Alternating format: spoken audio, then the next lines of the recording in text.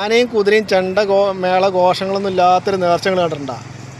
അങ്ങനെ ഒരു നേർച്ച ഉണ്ട് നമ്മുടെ വാണിയമ്പാറയിൽ കേട്ടോ. വാണിയമ്പാറ മയ്യത്താങ്കര പന്തലാമ്പാടത്തുള്ള മയ്യത്താങ്കര മക്കാം ഷെരീഫിൽ നാളെയാണ് ആ നേർച്ച കേട്ടോ.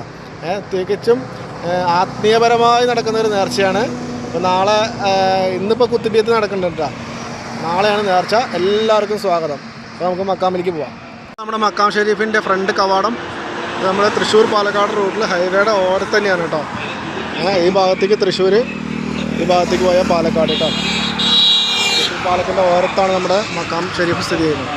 ഇതാണ് കേട്ടോ നമ്മുടെ മക്കാം ഷെരീഫ്. വാണിയമ്പാറ മഹലിൻ്റെ കീഴിലുള്ള മക്കാം ഷെരീഫാണ് കേട്ടോ.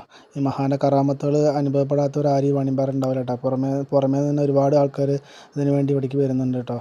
അപ്പോൾ നല്ല കഴിവുള്ളൊരു മഹാനാണ്, ഒരുപാട് അനുഭവങ്ങളുള്ളവരാണ് കേട്ടോ. അപ്പോൾ കുത്തുബിയത്ത് തുടങ്ങുന്നപാട് ഉസ്താദ് ചെറുതായിട്ടൊരു പ്രഭാഷണമൊക്കെ തുടങ്ങിയിട്ട്, കുത്തുബിയത്ത് ഞാൻ വീഡിയോയിൽ പിടിച്ചിട്ടില്ല കേട്ടോ.